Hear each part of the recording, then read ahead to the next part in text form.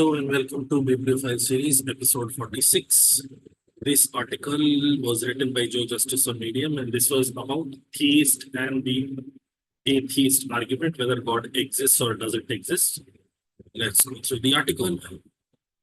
In philosophy, regarding God, there are two well-known positions. The first is theist, the one who believes God exists, and the second position is atheist, the one who believes God does not exist. People mistakenly think that there is a third position called agnostic. The author does not agree with the opinion that there is a third position called agnostic. There is a third position, and I argue that it is the only valid position. So the author does not classify himself as theist or atheist. He argues that there is a third position, and that is the only valid position. More on that later. Firstly, let's touch on the whole agnostic thing.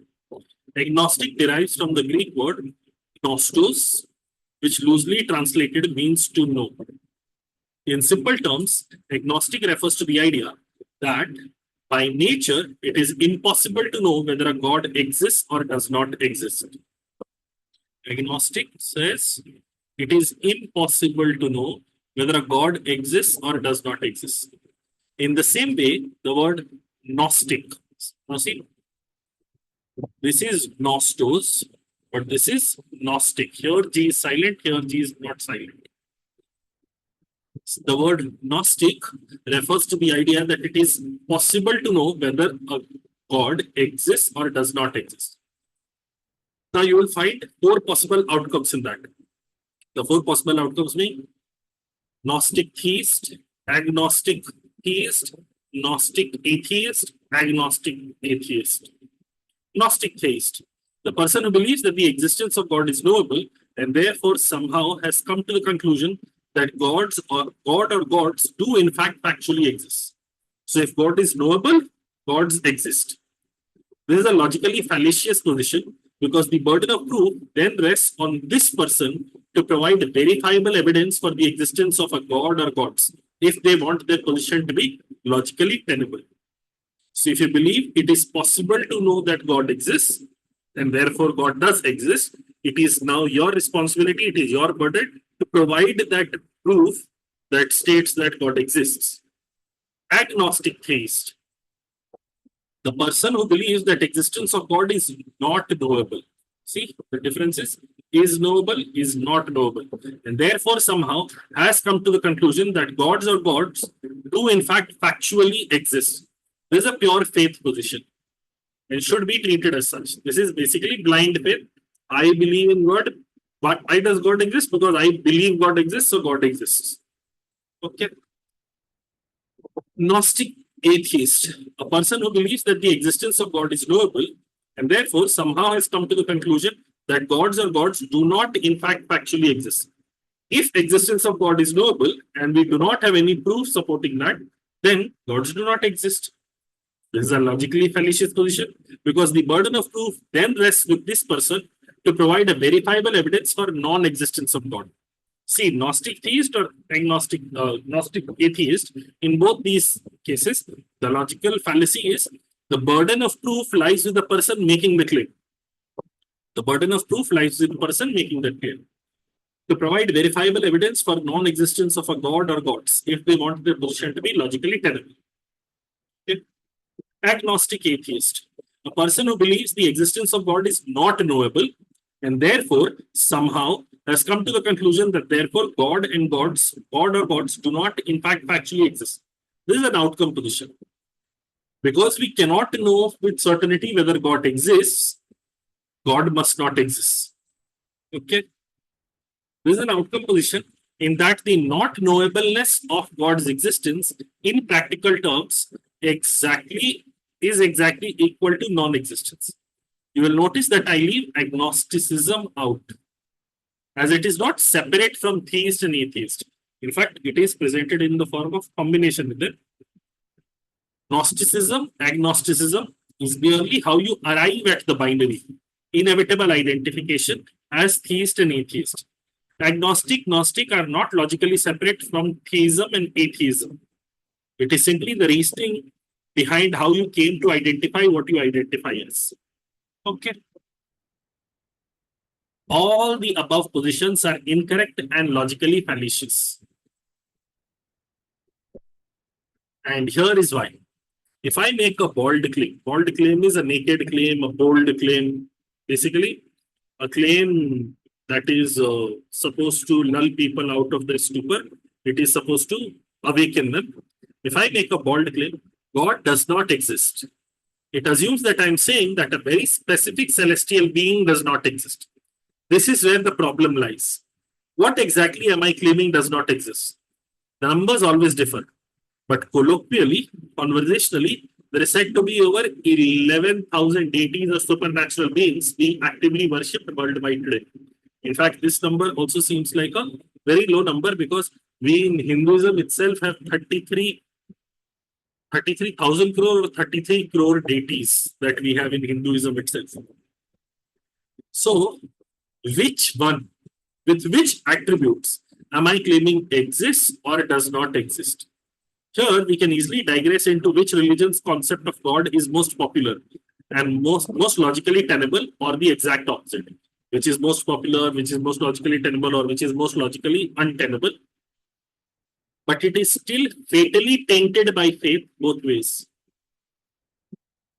I can also be making the claim that no such thing as supernatural exists, and therefore no supernatural beings, but that ignores claims regarding reincarnated deities such as Sri Satya Sai Baba, for example. So the problem becomes obvious and at the same time insurmountable. See, the problem that he's pointing to is when you say God exists or God does not exist, what exactly are you saying exists or does not exist? What exactly is God? There is no definition available for God. Whether you claim positively for or against the existence of supernatural being of any flavor, the lack of falsifiability is what terminates your claim. It is now your responsibility to provide proof for your position, whether you believe something supernatural exists or something supernatural does not exist. It is your burden to provide the proof. If you cannot provide the proof, it is logically untenable. You are only falsifying a definition that is not verifiable. Before we can positively, even in a pure logical argument, prove or disprove the existence of a being, one must know what one is talking about. What are you disproving? What is its attributes? Is it good, evil, malicious, funny, omnipotent, omniscient, fair, unfair, eternal, temporal, warlike, peaceful, involved, distant, male, female, non-gendered, a spirit, a physical being, etc., etc., etc. There are so many attributes that you can potentially associate with them. And when you say God, what exactly are you talking of? Because that is not defined.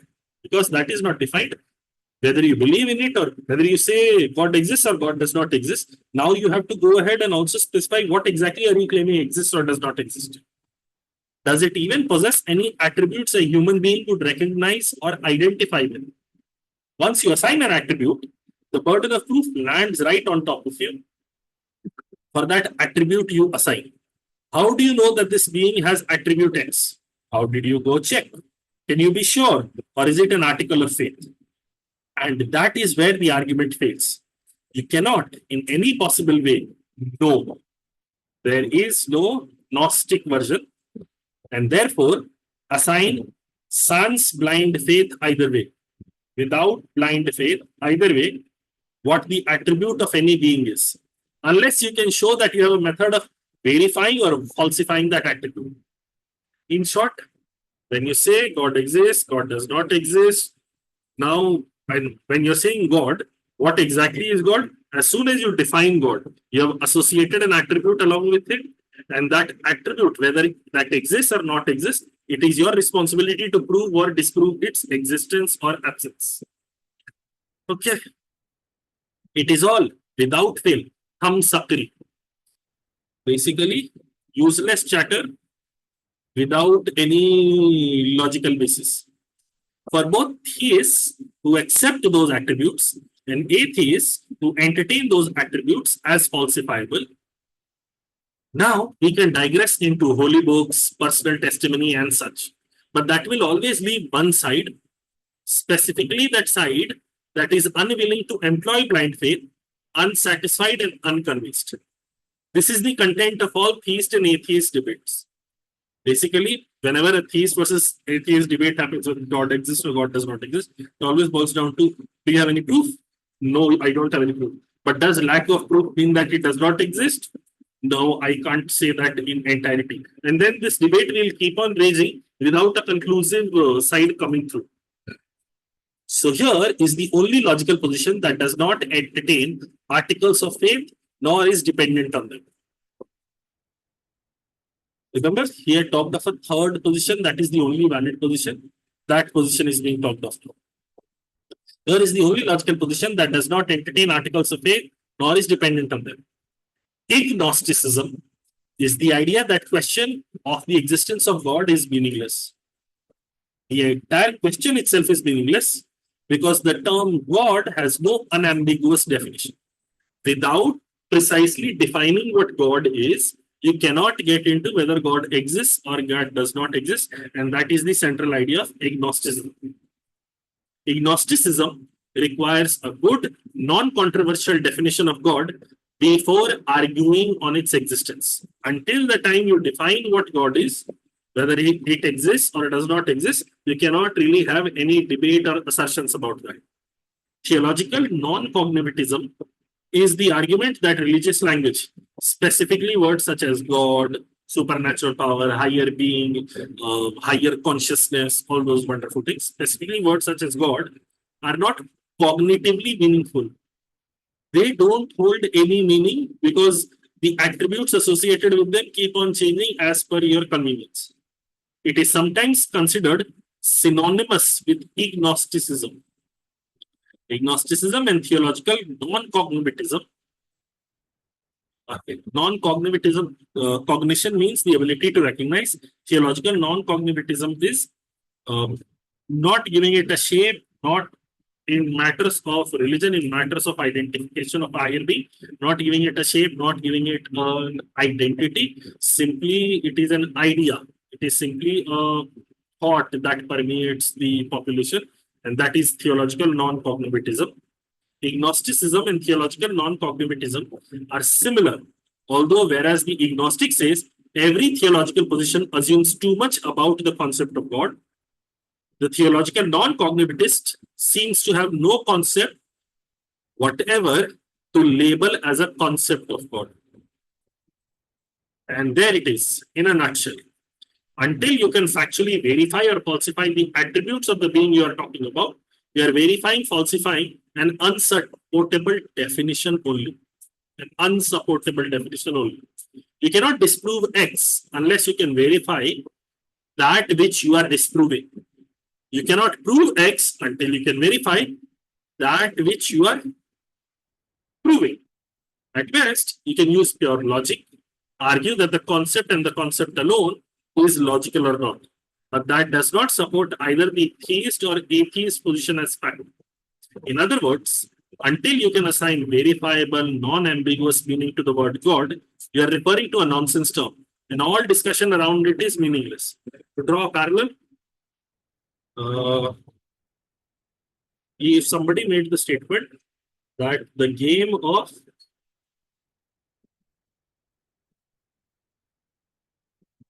one-legged cricket, hockey is the most exciting game in the world, it is as good as saying God exists. Because one-legged cricket hockey does not exist. It is a meaningless description. There is no game of this nature. So this statement is meaningless. Similarly, God exists, God does not exist is also meaningless in nature. Therefore, agnosticism or theological non-cognitivism are the only rational, logically sound positions to take in this arena. Okay. I personally don't agree with what the author is trying to argue, because I feel essentially what he is getting at is he's taking the agnostic position. I personally identify as an agnostic. I believe whether God exists or God does not exist. If God does exist, it wouldn't be so hell-bent on, let's say, ego that you have to believe in it or you don't have to believe in it. And if God does not exist, no harm, no foul. So the agnostic position, it is unknowable and therefore irrelevant whether God exists or does not exist. That is my understanding of the agnostic position. But the person has gone on to talk of agnosticism will lead to one of the two positions, theism or atheism. I'm keeping both those ideas open. I'm agnostic and I believe I don't care if God exists or not. If God exists, great. If God does not exist, still great. It does not impact my daily life. It is more utilitarian. The agnostic position is more utilitarian than theological, but then it serves me well. But the author has gone on to necessarily take agnostics to a theist or an atheist position, which is not always true. It is basically, this is the flaw in argumentation of assuming what the other side believes in and then arguing against it. I don't believe in that statement at all. I'm simply saying whether God exists or does not exist is irrelevant. As long as I fulfill the responsibilities that I have been entrusted with, everything else is fine. I don't care if God exists or does not exist. That will be all for this episode. Hopefully, you learned something. See you in the next episode. Okay, bye.